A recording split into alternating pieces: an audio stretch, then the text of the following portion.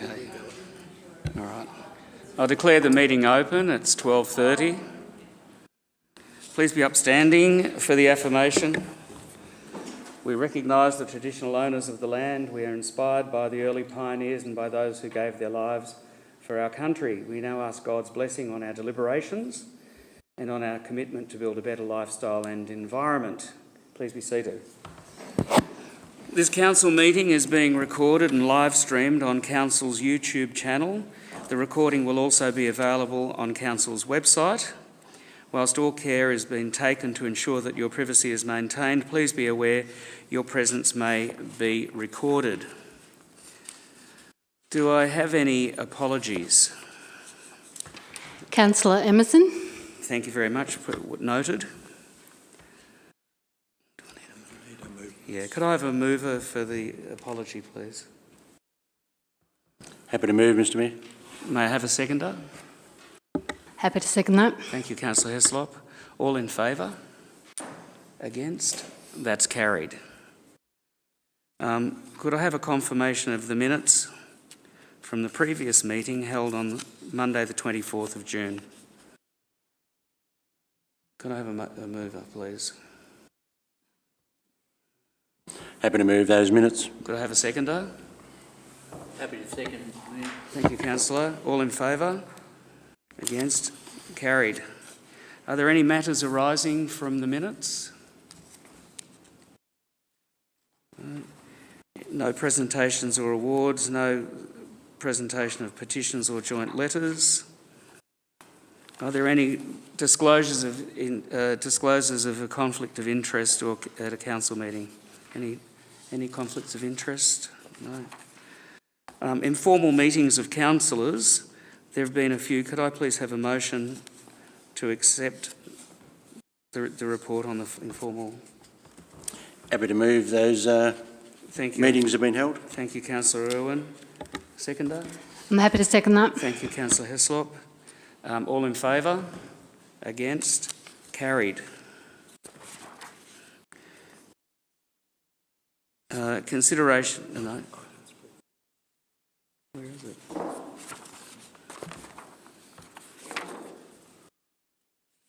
Oh.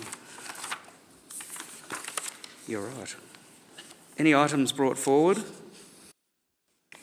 No. Consideration of reports of officers, enhanced lifestyle community, nil there.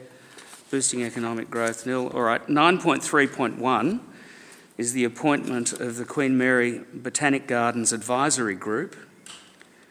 Could I have a motion, please? Thank you, Mr Mayor. The motion is that Council appoints the following people to the Queen Mary Botanic Gardens Advisory Group. The President is Dorothy Patton, Secretary Janelle Patching, then the committee members are Joe Hamilton, Ros Small, Lynn Box, Brenda Proctor, Marg McCann, Deirdre Freeman and Dot Baldwin. Thank you, Councillor. Could I have a seconder, please? I'm happy to second that. Thank you, Councillor Heslop. Councillor Ostasovic. Thank you. The Queen Mary Botanic Gardens Advisory Group have been developed to provide advice to Council on activities that relate to the Queen Mary Gardens, of course, Pioneer Park as well, within St Arnaud, I should say. And they specifically look to develop infrastructure and plantings within those two gardens in the case of Pioneer Park, to preserve the heritage of the Edna Walling design gardens there. The advisory group have been responsible for organising various activities within the gardens at St Arnaud, at Queen Mary Gardens. I just had to check whether my microphone was on, because normally I don't have it on. So they've been doing a terrific job over the several years, and I think it's appropriate that they continue their work moving forward. Thanks. Thank you. Councillor Heslop. Yeah, I was just happy to second the recommendation. So all the members are existing members, and they have been members for quite a long time. And we're very, very lucky to have the willingness of the members to continue to be involved with the advisory group. And something that St Arnaud do well, they have a lot of community groups that are very, very passionate about their community, and we're just very, very lucky to have so many people that are willing to be in this group and be there for the Queen Mary Botanic Gardens. So, thank you. Thank you, councillor. Does any other councillor wish to speak? Would the mover like to sum up? In summary, the Queen Mary Gardens Advisory Group are also, or committee I should say, are supported by the Friends of the Queen Mary Gardens. And consequently, for those that have gone through St Arnaud recently, they will have seen the latest addition to the Queen Mary Gardens, which is a fairly substantial wall identifying the gardens as the Queen Mary Gardens and their establishment date some century ago. The gardens themselves are widely used by people travelling through town. It is a lovely spot to enjoy, to stop at the gardens and also feed the ducks. We have a resident duck crossing across the road at a busy highway to the Queen Mary Gardens so that the ducks are safe as well. So to that end, both the Friends of the Gardens and the Gardens Advisory Group really fulfil a fairly important role for the amenity of the town and the people that live and visit St Arnaud. Thank you, councillor. I'll put that motion to the vote. All in favour? Against? That motion's carried. 9.4.1 is the Pleasant Creek Cemetery expansion. Could I have a motion, please? Mr Mayor, I'm happy to move that council surrenders land parcel 8-263/PP 3499 37 Mary Street Store to the Crown to allow the proposed expansion of Pleasant Creek Cemetery to meet the Cemeteries and Crematory Act 2003 requirements. Thank you, councillor. Could I have a seconder, please? Yes, Mr Mayor, I'll second that motion. Thank you. Thank you. Councillor Irwin. Probably not the greatest thing to talk about a cemetery and expansion, but we'll all end up there one day. And it seems a bit of a convoluted way that you have to surrender the land to actually expand the cemetery, but this is the process, and the cemetery is unfortunately filling up quickly, and we need additional land to cater for this. So this is the next step in the expansion of the Pleasant Creek Cemetery. Thank you, councillor. Councillor Grady. Thank you, Mr Mayor. I think Councillor Irwin summed up pretty much what has to be done. We have to expand the cemetery, and so I fully support the motion. Thank you. Thank you, councillor. Would any other councillor wish to speak? Would the mover like to sum up? Councillor Irwin. Nothing further, Mr Mayor. Thank you very much. I'll put that motion to the vote. All in favour? Against? That motion is carried. 9.4.2 is the council expenses policy. Could I have a motion, please? Councillor Irwin. Mr Mayor, I'd like to move that council adopts the council expenses policy. Thank you. May I have a seconder? Yes, Mr Mayor, I'll second that motion. Thank you, Councillor Grady. Councillor Irwin. Not a lot to add on this one. There was a few tweaks to the existing policy. It sets it out quite clearly, mainly around because we have councillors living remotely and what they can and can't claim, and for other expenses that a councillor might incur, sets out quite clearly what they can and can't claim. So defines that in this policy. Thank you, councillor. Councillor Grady. Thanks, Mr Mayor. No, nothing further to add to that. Thank you. Thank you. Would any other councillor wish to speak? Yes, I'd like to speak, thank you.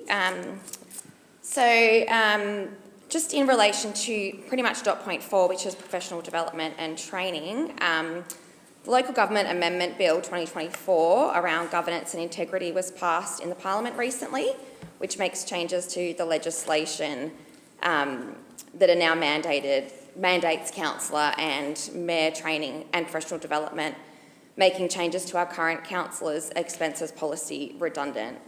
The significant amount of time from staff and councillors was spent discussing this agenda item on multiple occasions at briefings, time researching and developing reports by staff, discussing and compiling information. Multiple draft and amended versions of the policy were made and discussed. The amendments that were sought to be made were not legislated or required, but rather a choice for some councillors that are operational matters. One of the key points of the new legislation is that, to quote from the legislation, introduce ongoing mandated training for mayors and councillors that expand the existing induction training requirements for councillors, as well as make improvements to the councillor conduct framework. This will include creating a power to establish in regulations a model code of conduct behaviour for councillors and increasing the severity of sanctions available for councillor misconduct and improve the operations of provisions relating to ministerial oversight, appointment powers and the councillor conduct framework. So having actually done all this work to update the policy that didn't require updating, to me seems a bit of a waste of precious council time and resources. With the new legislation will mean that this policy will need to be updated again to reflect those changes. The updates to this policy came about by some councillors who chose to gaslight the 2 females on council for having completed council-approved professional development, of which was in our rights to do so as it aligns with current policy. Councillor Dempsey, I'd rule that out of order, that last comment. Would you like to withdraw it? Through the chair, so what is your point of order? If you're ruling point of order, why? Councillor Dempsey's accused other councillors of gaslighting. I don't think that's appropriate. What we're doing is talking to a motion. Yes, I'll continue to talk to the motion. Thank you very much. Some of our councillors stated that our actions were like snouts in a trough, and inference of being referred to as a barnyard animal is not one I take kindly to. The gaslighting of the only two female councillors for proactively further developing their councillor skills by successfully completing a highly accredited and MAV-approved AICD course is completely baffling to me. I would think that utilising councillor professional development budget to continue to enhance our skills and grow as councillors to best serve our community would actually be a testament to the role and seen as trying to do be the best councillors we can be by continuing to learn, grow, develop in what is a highly complex role as a councillor.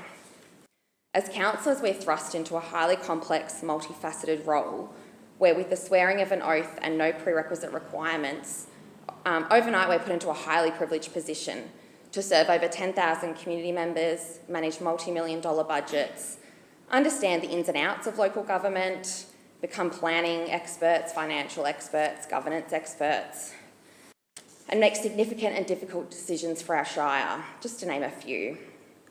Councillor Hislop and I utilising an opportunity to complete a highly prestigious, albeit costly investment is how this agenda item came up to begin with.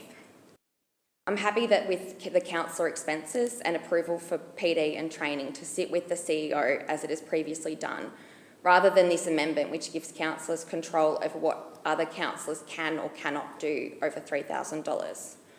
Why limit expenditure and give control to the councillor group on what training and development can and cannot be done by the councillors? Why are we making changes to a policy that didn't require changes in the first place when we know we now have to amend the policy again to meet legislative changes? So for these reasons, I'll be voting against the motion today. Thank you, councillor. Does any other councillor wish to speak? Would the mover like to sum up? Nothing further, Mr. Nothing further. I'll put that motion to the vote. All in favour? Against? The motion is carried. Just a call for a division, thank you. We'll have a division. Those in favour? Councillor Stasevich, Haswell, Irwin and Grady, and those against? Heslop and Dempsey. Thank you.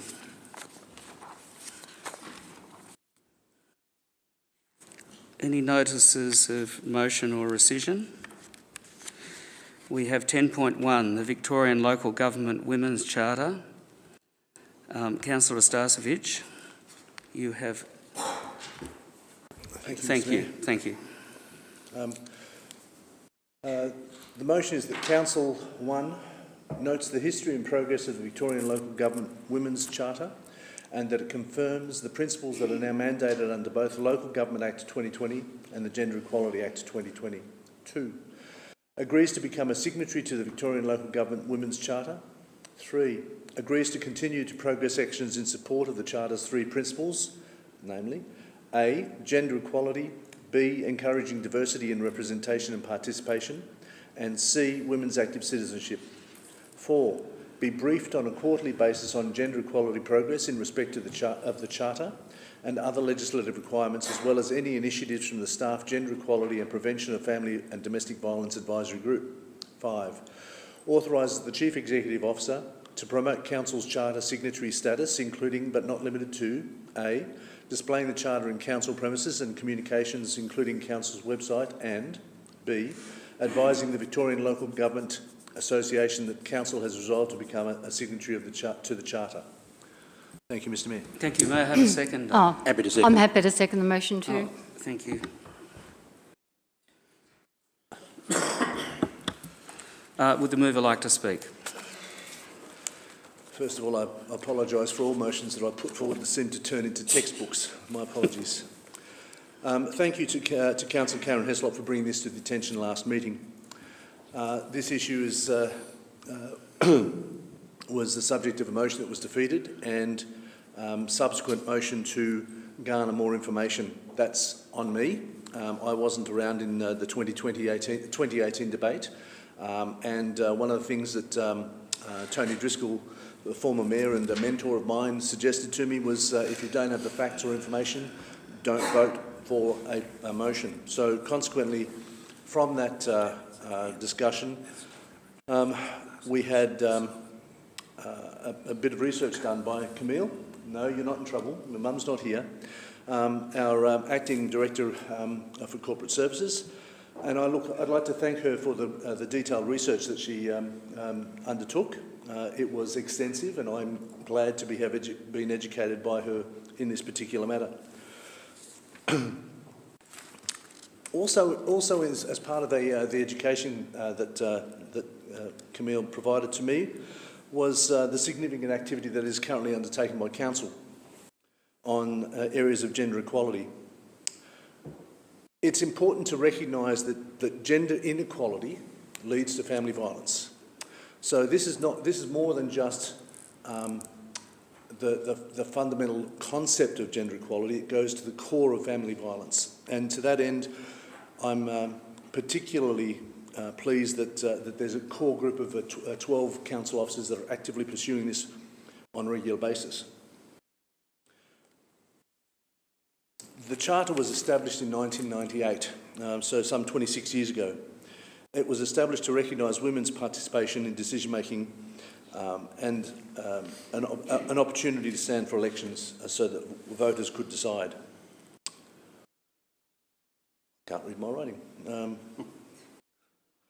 The outcomes of the Charter were largely achieved because there's been subsequently some 6 pieces of legislation. It's in the notice of motion, but there are 6 pieces of legislation since 1998 that really anchor the fundamental premise of gender equality. So, this Charter was not only focused on women in elected representative positions, but it was more broadly about gender equality.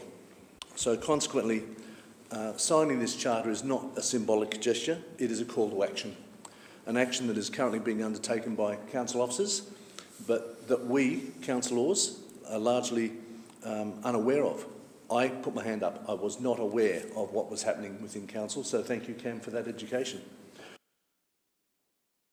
All of this came about as a consequence of the Royal Commission into Family Violence, and it identified the lack of women in leadership positions, quote, as a key driver of violence against women. So, again, a symptom of gender inequality. The Charter recognises that signing off on the Charter recognises Council's commitment to gender equality. It promotes avenues to improve male-female outcomes and also integrates Council gender equality and family violence plans of which we have gender equality, which is managed directly by our CEO, and the family violence plans that permeate through the organisation.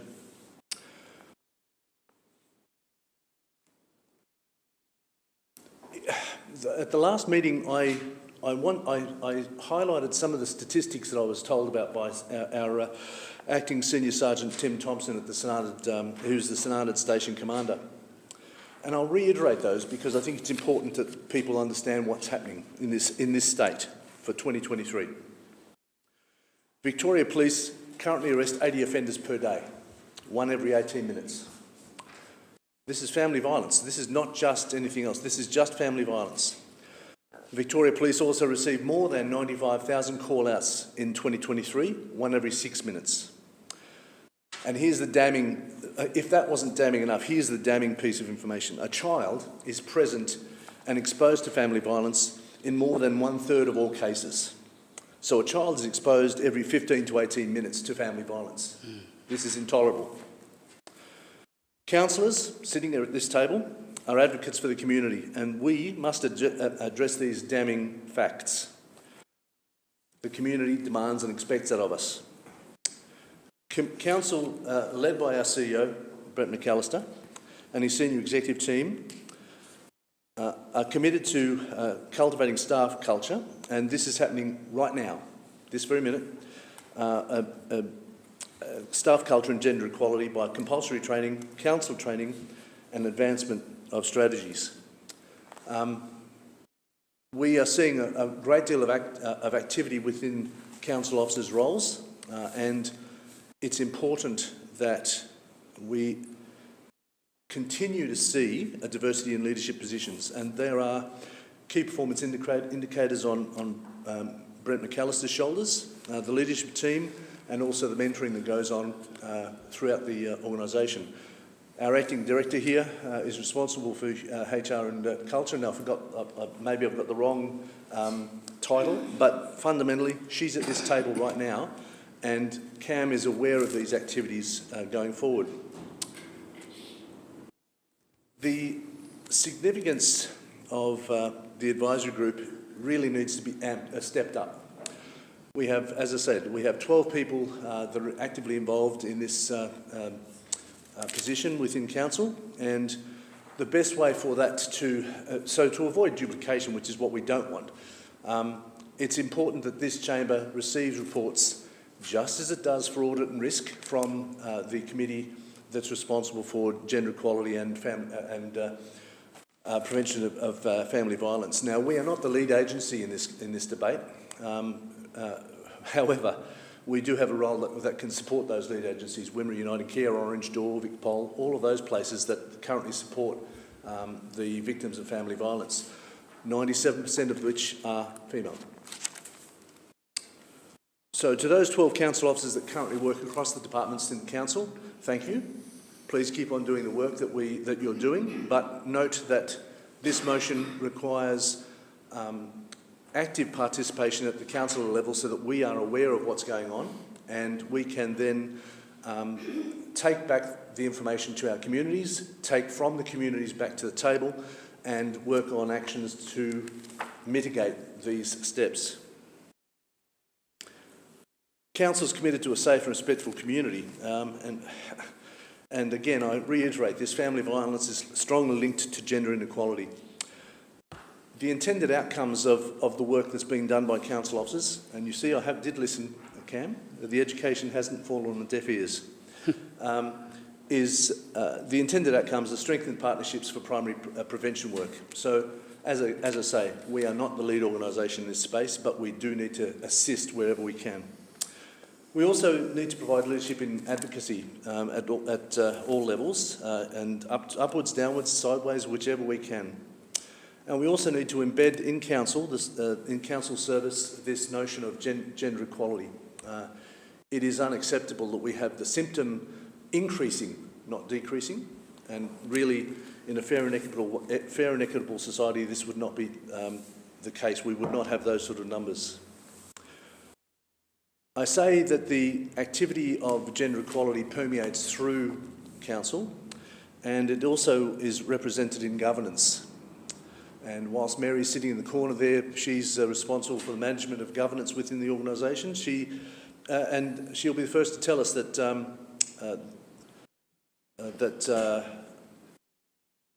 my apologies, my notes are shocking. I should have typed this out.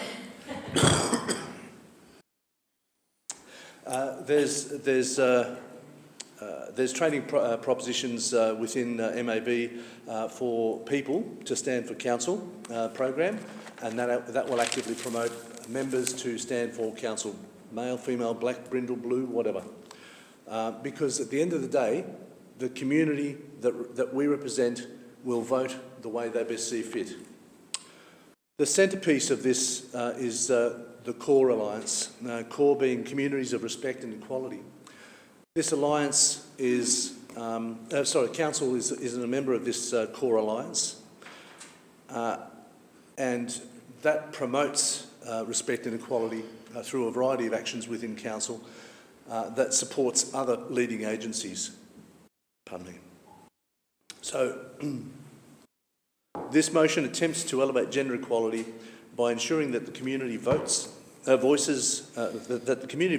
those of council officers are recognised and heard through regular reports to councillors and council, with recommendations for actions to enhance and promote gender equality, thereby reducing the blight that is family violence. Thank you, Mr. Mayor. Thank you. Would the seconder wish to speak? Put down. I've got you, but Karen can do it. Karen, would you like to speak? Thank you. And thank you to Councillor Starcevic for your wise words, and well done. So part of my role, or part of our role as councillors, is to lead by example, to be role models for the community. And I think this motion going forward is a real positive step. Gender equality starts with respect, to treat each other equally, so we can free ourselves from old, outdated gender stereotypes, attitudes, beliefs and excuses. Respect means admiring others for their qualities, differences in beliefs and opinions. Together we can make a difference. Change nothing and nothing will change. Thank you, Councillor. Does any other councillor wish to speak? Yes, thanks, Mr. Mayor. Look, Councillor Starcevic covered it very, very well, and I was pleased that he raised the words around the core group because there has been action taken for a number of years regarding this. Unfortunately, the figures don't head in the right direction, and we have to work a lot harder and smarter about trying to improve this area. I don't have all the answers, and nobody has, I don't think, but I think as a community we need to work much harder and try and improve the situation that majority of women, as you said, 97%, that's a terrible figure, and it's a terrible situation that women find themselves in. So thank you for raising that point. Thank you, Councillor. Any other councillor wish to speak? Councillor Dempsey. Firstly, I'd like to sincerely thank Councillor Starcevic for putting this motion forward and for speaking so eloquently to it. Thank you to Veronica Monaghan for raising the question at a previous public question time of council. I think it's really important to have male allies stand up and stand up beside women if we're ever going to see gender equality in this lifetime. Councillor Starcevic has always been a true ally and supported the equality of women and equality in general on this council and throughout. This motion is a step in the direction of equality for this council and for our shire, and to join the other 74 councils who have already signed up to the Women's Charter. This motion goes further than just signing a charter, and Councillor Starcevic has included points to make this motion more tangible and accountable throughout the organisation rather than just sitting solely with one individual. The rates of family violence in Northern Grampians Shire is extraordinarily alarming. Research and data shows that family violence and gender equality and respect towards women have a strong correlation, as you previously stated, Councillor Starcevic. The gender drivers of violence against women include condoning of violence against women, men's control of decision-making and limits to women's independence, stereotyped constructions of masculinity and femininity, disrespect towards women, and male-peer relations that emphasise aggression. This motion supports Council at the highest level to provide leadership to address these gendered drivers as a whole and support the eradication of violence against women. Thank you to Councillor Starcevich once again for this motion. Councillor Hislop for originally trying to raise the motion to sign the charter previously. To your point on the core alliance, great job that Council has done internally so far. It's been raised as a reason previously as to why we shouldn't sign the charter.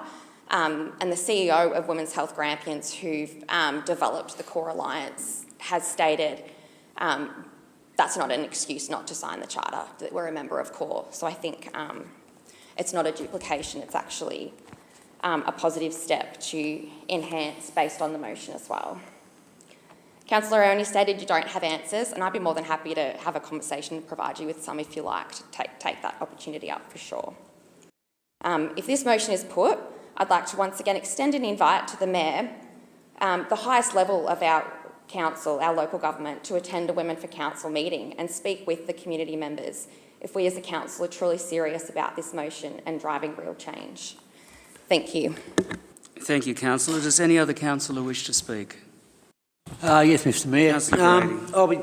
Won't be supporting the motion because I just think it's basically a backdoor for quotas, taking in more away from the public who they want to represent them in all forms of government, as we've seen the way it's happening in other areas. So I agree with the violence against women. Most of it's excellent, but on just the gender equality and the way it's written in, I don't believe we need quotas in our system, which I know that people are trying to bring in. Thank you. Thank you, Councillor. Any other councillor wish to speak? Would the mover like to sum up? Councillor Starcevich.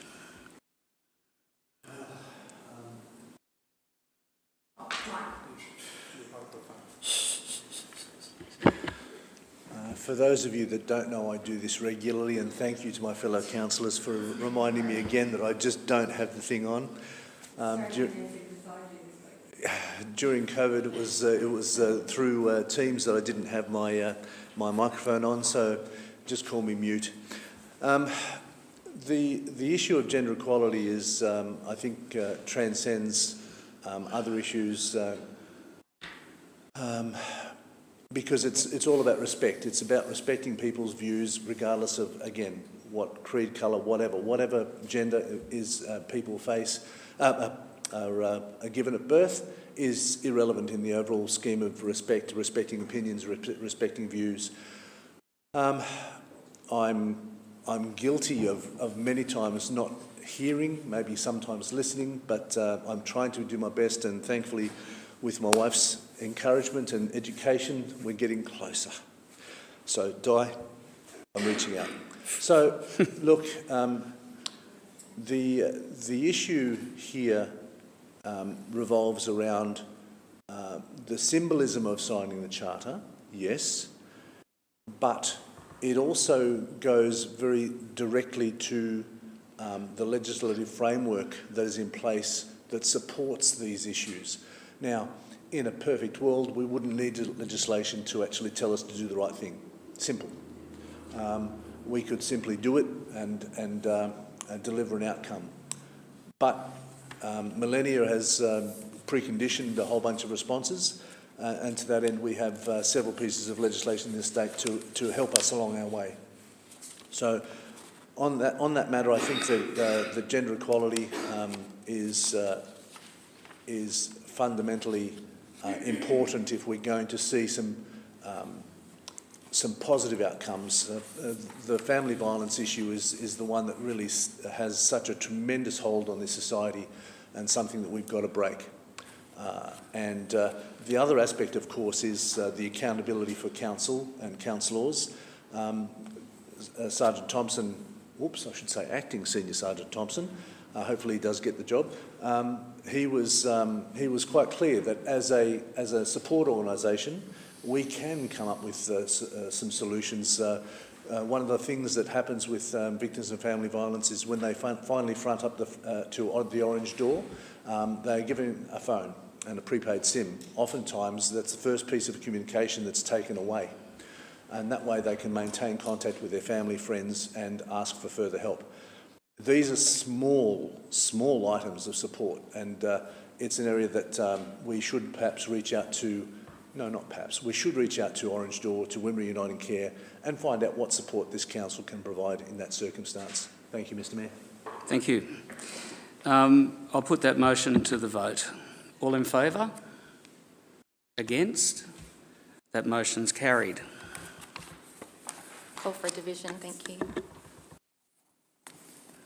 All right, we'll have a division. Those in favour are Councillor Starcevich, Haswell, Irwin, Grady, Heslop, not Grady, Heslop and Dempsey, and against is Councillor Grady. Thank you. All right, reports from councillors. I'll start with Lauren Dempsey. Thank you. Plenty of online training this month for me, I attended the ALGWA Vic, so the Australian Local Government Women's Association Networking Forum, to discuss the Local Act reform, which, as we know, there's been many changes now in the legislation that have gone through Parliament, through the upper house, lower house, amendments to improve the governance of council, the relationships, the code of conduct, some of the things that were discussed previously. It's all online and available for anyone interested, but we had a discussion around that, and a subcommittee has been formed which one of our ALGWA Vic members, Councillor Janet Pearce, sits on. I attended the Victorian Local Governance Association Resetting Relationships Between Levels of Government webinar, and they spoke to a lot of people that were England-based and how they run things over there, so it was very interesting. And also attended the Victorian Local Governance Association Lunch and Learn, which discusses election period considerations for councillors. As we all know, we're coming into election period not too far away, October 2024, and soon enough we'll be in caretaker mode. So it's, as a first-term councillor, it's really important to be aware of, in particularly, the requirements for us as councillors during that time. Thank you.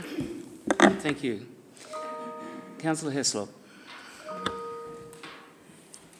So, went to North Central Len Local Learning and Employment Network AGM, and the adoption of the annual report, which is here. So, do a lot of work in this space. They're very, very, very productive, and it's a great organisation to be part of. So it was a very, very good AGM. Also went to the Stawell Secondary College, had a school council meeting. Went to SPACI, Stawell Performing Arts, had a beer pirate show that was on Wednesday night. And look, credit to the organisation. If they do something, they do it 100%. So much talent in that group of singers and performance. It was a lot of fun. It was just, really, really, really proud and really pleased to be there. They do a fantastic job. Also online, I went to the election period considerations for councillors. So there was Lauren Dempsey and Trevor Grady and myself there. So basically, a lot of information on what we need to consider as councillors in the upcoming elections. And went to a Women's Health Grampians launch on a report of the dire lack of access to reproductive services in the state's west. So there's a lot of data. They had looked into this this issue quite seriously. It was very, very interesting and very, very alarming, and I actually learnt a lot. And yeah, I'll just thank you for having Women's Health Grampians and those sort of organisations in our area, keeping an eye on things like this. Thank you, Councillor. Councillor Grady. It's only been this week pretty quiet. Attended with the lunch and learn election period considerations with Councillor Dempsey and Councillor Heslop. Got some good information out of that, and there's more information starting to come out through now about what new councillors or new people who'd like to run for council. We've got a lot of information I'll get out to them in the next week or so, how to set that up. Great Western, went and had a look at the Great Western club rooms. They're coming along really well. It's good to see all that coming together down there, and yeah, so they were the main things this week. Thank you. Thank you, Councillor Irwin. Yes, it's only been a week since the last report, but It has. Did chair the Western Highway Action Committee meeting. It is moving at glacial pace, unfortunately, and it's amazing that a major project in country areas is treated a little bit different to one in the city when the funding is there. But anyway, one day maybe the Section 2B will progress along and lives will be saved. Also attended with one of the operators of Sheridan Homes, and it was pleasing to see that hopefully by the end of this month homes will be starting to be built. That will be a very pleasing aspect. Thank you, Councillor. Councillor Starcevich, switch your microphone on. See, they all look after me. We had a fairly brief review of activities, but I just wanted to highlight the Reconciliation Week and flag raising for the National Sorry Day. We should have been done on the Sunday, but I decided to do it on the Monday with the Early Learning Centre children, 38 of them with their orange vests, fair dinkum, they look like Oompa Loompas. But the teachers and their carers and also the kids had a ball. They in fact raised and lowered the flag twice.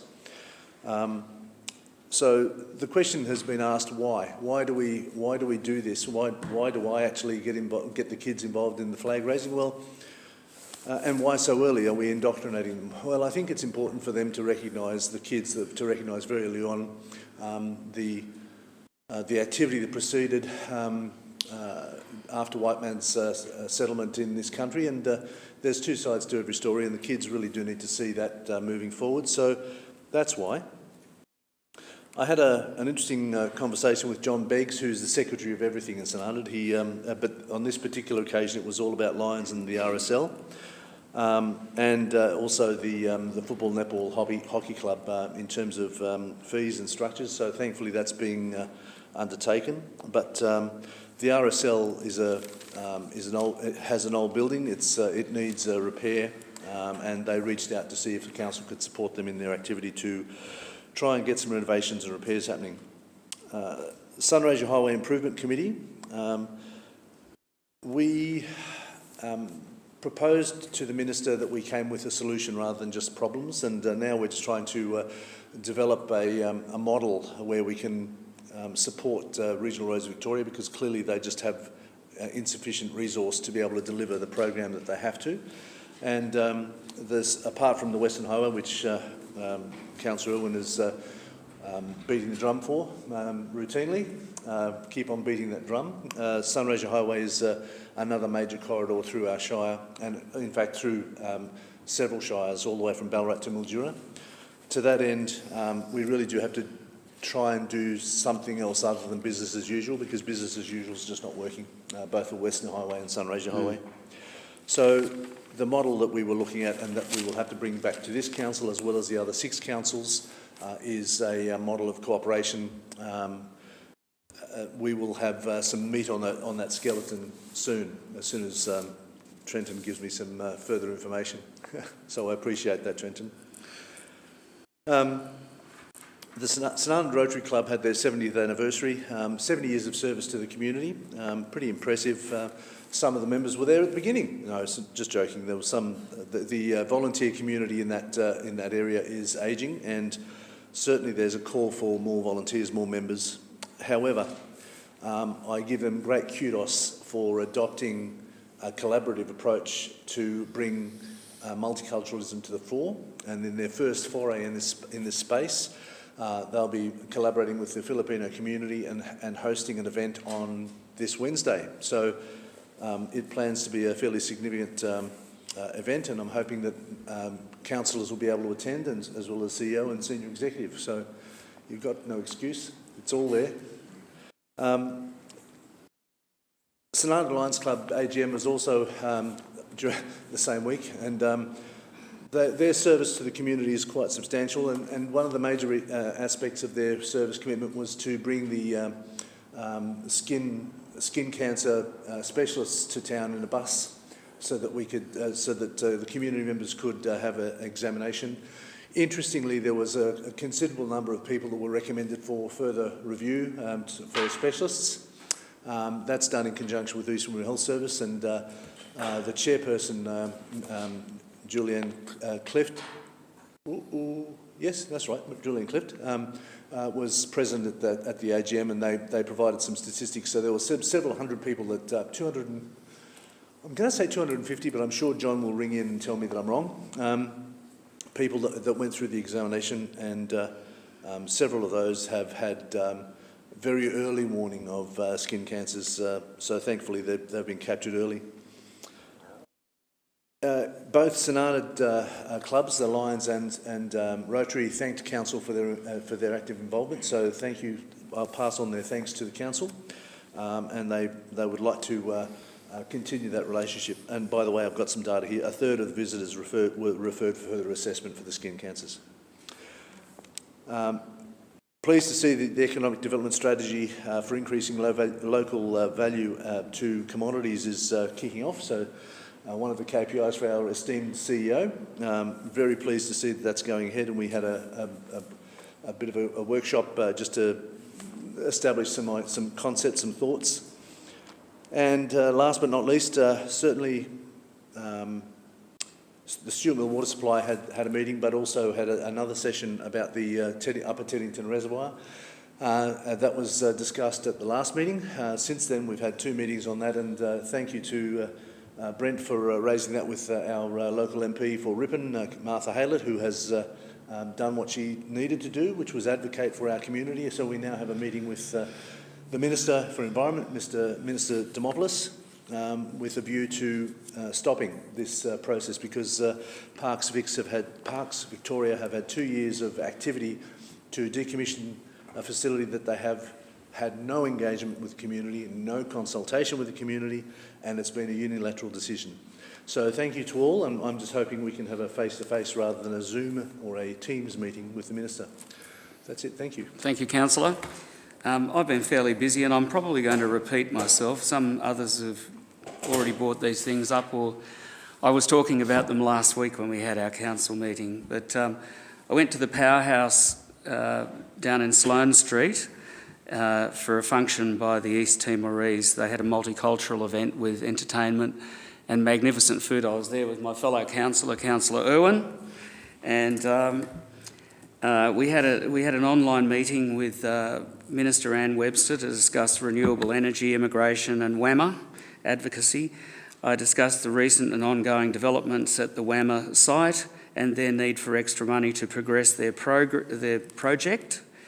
Dr Webster is going to visit us shortly. She made a commitment to visit us, and I've sent her some drone footage and photography of the WAMA site so she can be brought up to date with it. And they had not only the drone footage, but they have had a really well-made promotional video of that site as well.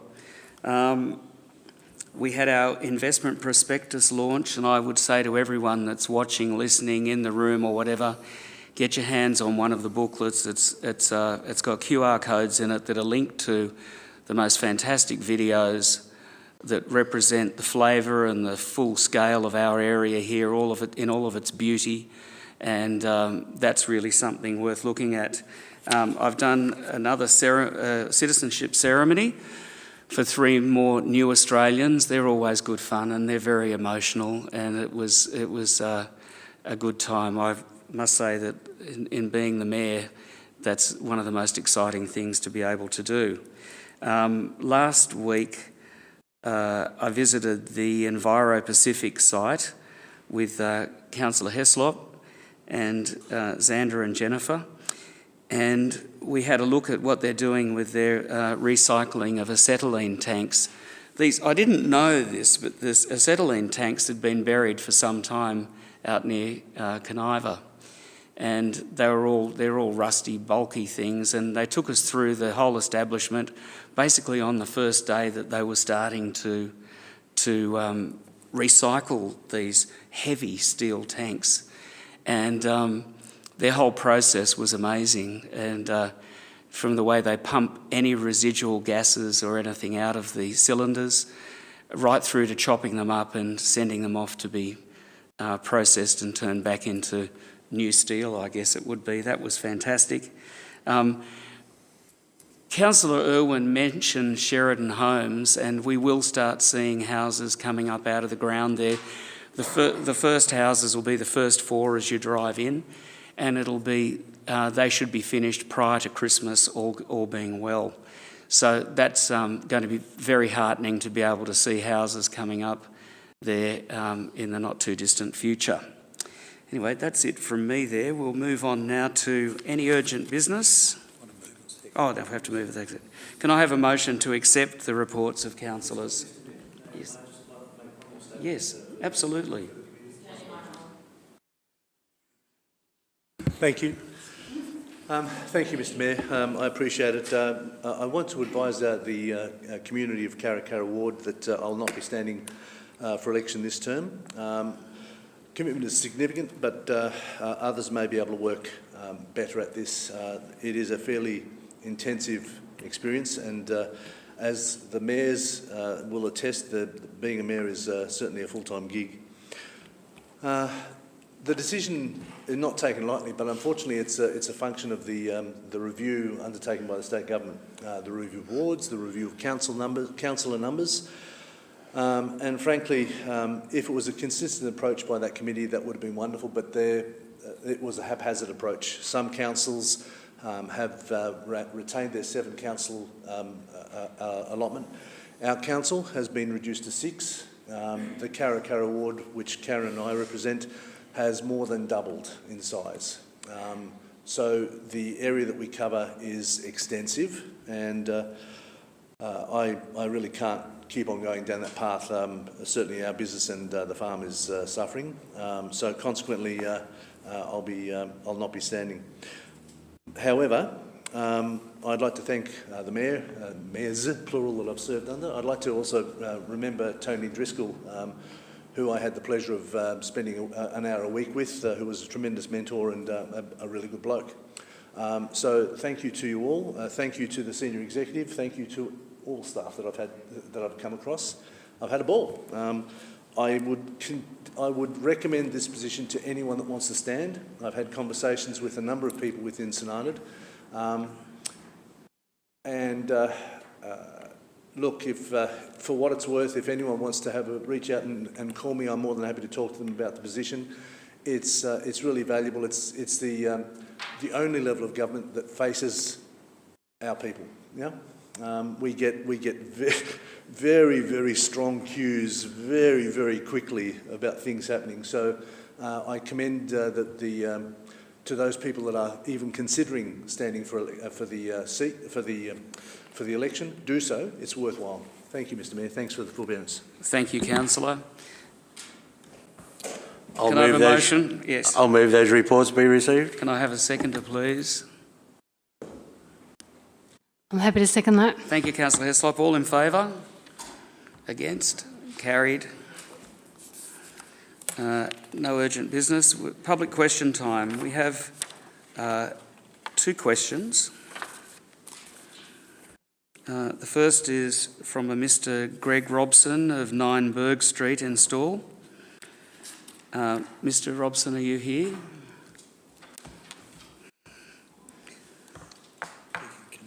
Would you like to step up with Mary here? And Where you got that address from? oh, I don't know. No, you're not there at all, are you? Berg Street's down. I don't know where that came from. That's what's in here. Whereabouts are you exactly? 22 Ligar. 22 Ligar Street. Yes. Thank you, Mr Mayor. My name is Greg Robson and I'm a ratepayer and former councillor of the Northern Grampians Shire. I'd like to direct my question to Councillor Dempsey. I wonder if you could give myself and the ratepayers of Stawell some advice, please, as there is a lot of confusion out in the community at the moment. My question is, at the forthcoming council election in October, should we vote for a candidate because of their gender, or should we vote for a candidate who we think is the most suitable person to be elected in the position as a councillor of the Northern Grampians Shire? Thank you. Thank you, Mr Robson. Councillor Dempsey, would you like to respond to this question? Thank you. Thank you, Greg, for your opportunity to discuss this question. I appreciate you taking the time to write to Council. Whilst it's highly unusual that a public question directed at an individual is allowed to be tabled, I'm happy to provide a response. Hopefully that's okay. I'm unsure of the community confusion you're referring to, and sorry, I've got my back to you here. However, whilst I won't comment on the opinion specifically, I will say that we know that elected groups such as local governments tend to do better when they're made up of a broad cross-section of the community. This cross-section includes women, people of colour, those from the rainbow community and those with disabilities. With a 51% female population in Northern Grampians Shire, it's important to have a true democratic representation of our demographic as our local government leaders. The state government has a target of 50-50 equality gender representation by 2025, which means this upcoming October elections are crucial in achieving these targets. Many studies and research have been done on how women improve decision-making on boards, with findings suggesting that through their presence, women enable boardroom discussions that are more nuanced and deeper, finding suggestions that the presence of women may indeed improve corporate governance and lead to better decision-making. So in conclusion, I would urge community members to vote with a values-based mentality. All community members have the ability to exercise their democratic vote right when it comes to voting in the October 2024 elections as any other time. And as Councillor Starcevic stated prior, you all get a democratic vote. Vote on who you want as well. I'm not telling anyone who to vote for, but I'd recommend to all eligible community members to exercise the right to vote based on your own values. Thank you, and thank you, Greg. Thank you.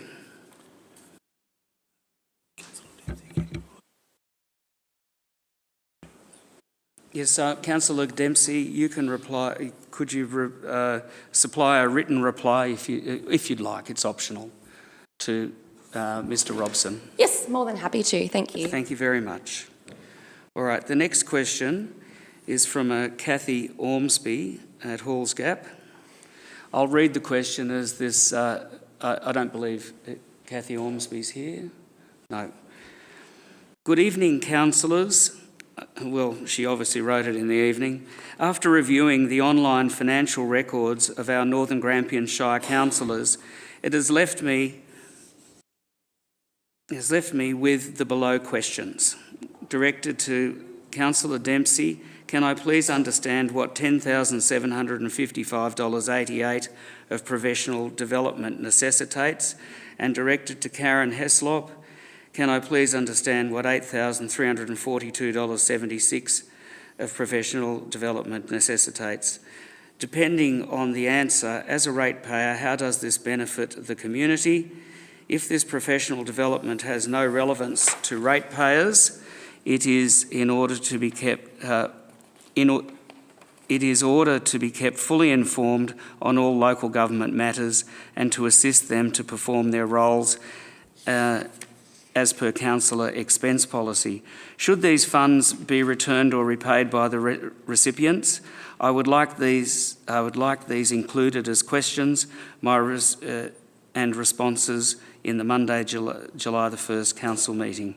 Your responses would be appreciated. Now, I've got Cam, you're going to read the response. Thank you, Mr. Mayor. Thank you for your question. The amounts referred to are for professional development expenses, specifically conference and training expenses, as listed in the 2023 annual report. The breakdown for Councillor Dempsey for the $10,758.88 is Australian Institute of Company Directors course for $6,999, ALGWA conference $1,260.50, the VLGA Fast Track Program $1,000, the VLGA Professional Development $45.45, and other professional development $50.34, plus other minor miscellaneous training expenses and related accommodation of $1,459. The breakdown for Councillor Hislop for the $8,342.76 is the Australian Institute of Company Directors course, $6,999, MAV conference $590, and the VLGA Fast Track Program $750, plus other minor miscellaneous training expenses. The Local Government Act requires that Council makes available to councillors the resources and facilities reasonably necessary to enable them to effectively perform their role. The Council Expenses Policy, a copy of which is available on Council's website, sets out the provision of support for councillors to enable them to perform their duties. All of the listed professional development is relevant to the roles of councillor. Council recognises the need for councillors to attend seminars, conferences, professional development and training to be kept fully informed on all local government matters and to assist them to perform their roles and equip them with the necessary training and development to best serve their community. Prior approval for attendance at conferences, workshops and training relevant to the role of councillors must be sought from the CEO. Thank you. Thank you, Camille. Where do I go now?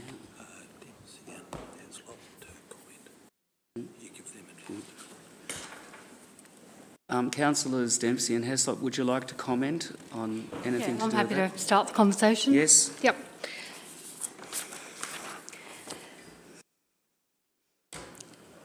So I'd just like to thank Cathy Ormsby for her question. So to start, look, part of my role as a councillor is to participate in the decision-making of council, representing the interests of the municipality and participating in strategic planning activities, attend council meetings, briefings, attend various council committees and external committees. So the $6,999 was for the Australian Institute of Company Directors course. So it was an opportunity that arose, had the opportunity to do the course, and I thought, I'm mad not to take up that opportunity. So the Australian Institute of Company Directors is aimed at elevating your director performance. So it deals with the governance and the practice of directorship, the legal environment, risk and strategy, financial literacy and performance, achieving board effectiveness. It went for 3 months. It's quite a lot of work. So actually, Councillor Dempsey and myself did this course. We had a 3,000-word assignment as part of the to pass the course, and during this course I actually got shingles. I think there was a lot of work. It sort of a lot of pressure. I was really determined to pass it because I knew how much money was involved in doing the course. So I put a lot of work into making sure that I did pass. Hence, got shingles because I think I got a bit run down, but we both passed it, and credit to us for both passing it. I was very, very excited. And look, now that I've done that course, it sort of brings a whole different level to my acuity in the board level and in the meeting levels. So I sit on a lot of groups within Northern Grampians Shire as a council representative, and I actually sit on other committees. I'm on PHN, Primary Health Network Western Victoria Advisory Council, Grampians Health Community Reference Group, Grampians Health Community Advisory Committee, Shore Secondary College School Council, North Central LEN, Local Learning and Employment Network Board Member, and yeah, lots of other committees where often, we'll be asked to be on reference groups, and it's just good to know that you're actually asking the right questions. And having done this course, I'd often ask questions beforehand, so I'm thinking, am I asking the right questions? Now I've done the course and now I know, yes, well, I am asking the right questions. I am able to bring a different level to being on these groups, and it just gives me a lot more confidence in and around briefings, meetings, and I think, oh, that's right, I remember doing this when I did the course. So I found the whole course invaluable. I just think, it just was a fantastic course, and I'm really glad that I did it. So another part of the expenditure was for a fast track program. So it was VLGA, and that was all about quarterly finance reports, audited financial statements, but more aimed at a local council level, so that when we look at our quarterly financial reports and we look at our financial statements, it sort of gives you guidelines of what to look for and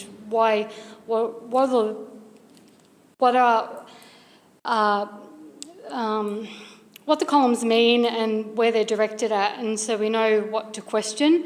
And it's sort of, I think, doing things like that can only make you more productive. And the other thing was networking, so that was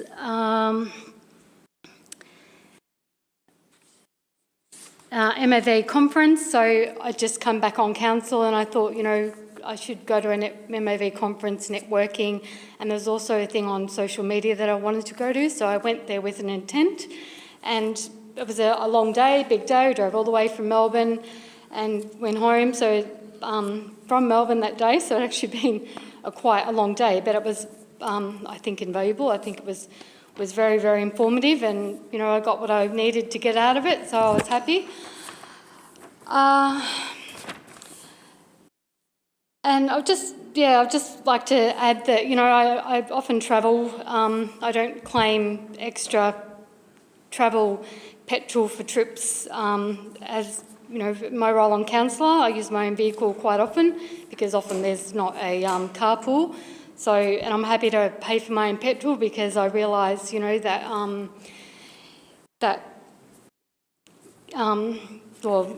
just happy to pay for my own petrol. So, and look, everywhere I go, I'm in the public. If I go to the supermarket, people want to talk politics with me.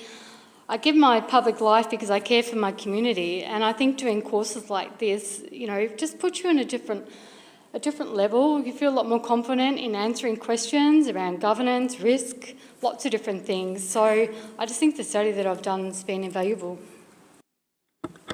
Thank you, Councillor. Councillor Dempsey, would you like to speak? Thank you. Once again, the nature of this question, directed at specific individuals, is highly unorthodox, and I question its allowance to be tabled as per the governance rules. Also, given the fact that more than 3 questions have been asked, which is outside the governance rules as well, seems highly unusual and not best practice. However, I'm more than happy to answer it because I think this is council's a place of openness and transparency, and that's what I always intend to bring. So thank you, Kathy, for your opportunity to discuss this question. I appreciate you taking the time to write to council also, and welcome the opportunity to speak to these questions. I'm curious as to when you were reviewing, it's the best stranger to talk to, which is not in the room, but I'm sure she'll be listening or reading a response.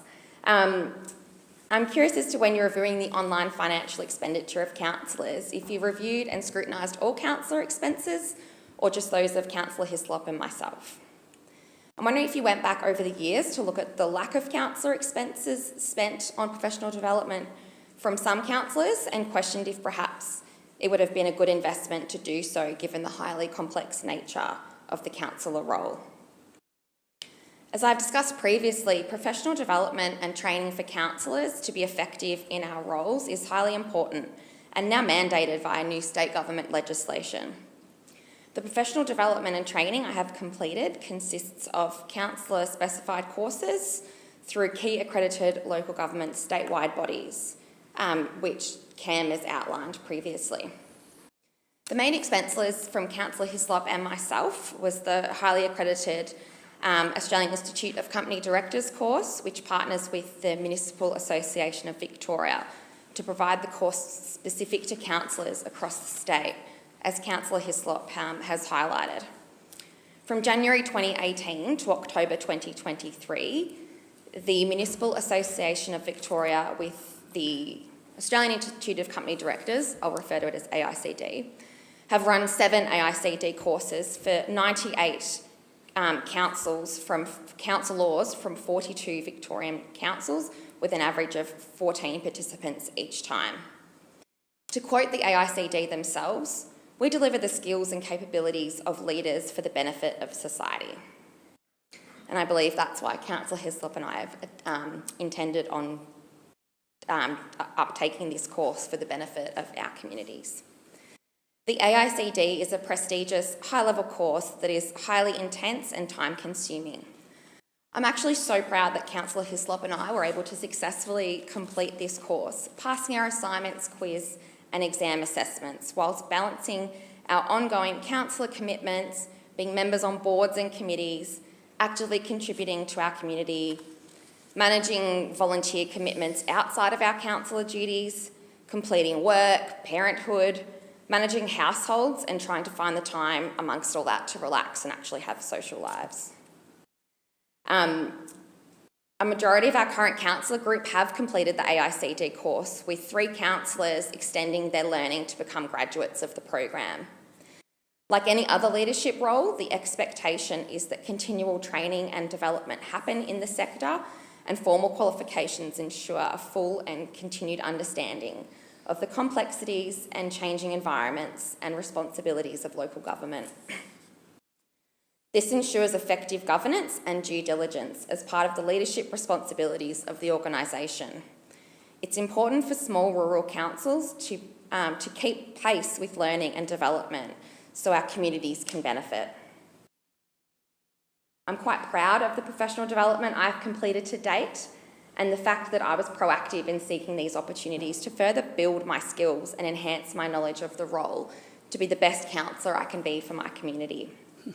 I believe continual professional development and training is important as the councillor role is ever-changing and intricate in nature. As Councillor Stasevich and Hislop have stated many times within this meeting. And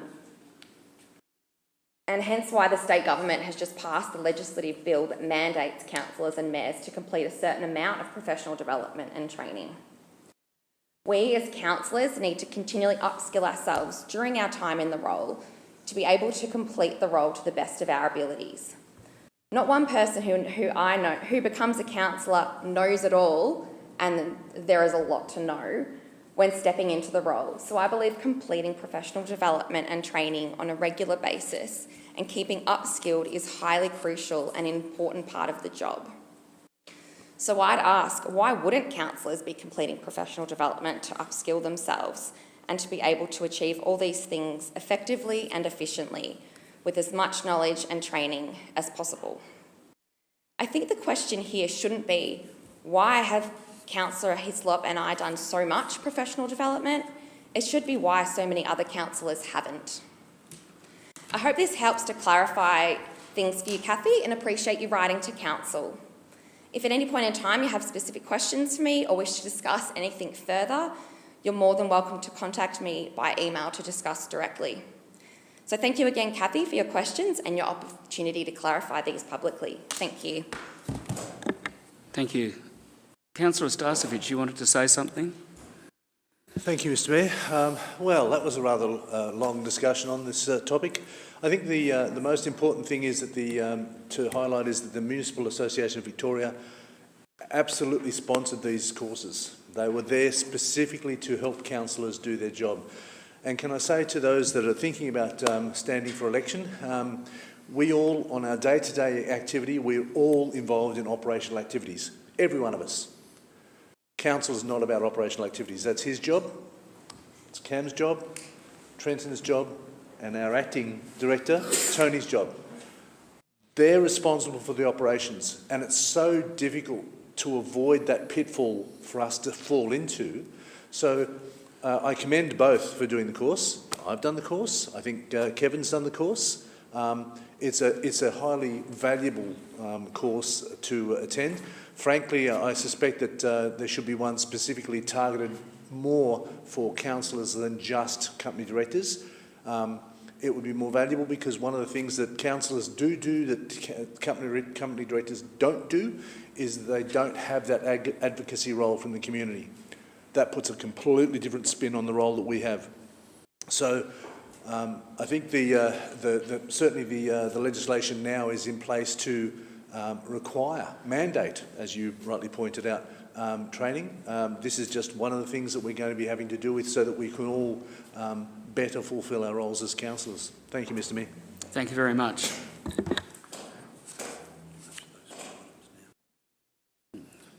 Uh, 14, we don't have anything in 14, there's nil, so we go to 15, which is to close the meeting. There being no further business, I'll declare the meeting closed at 1:46 p.m. Thank you for coming.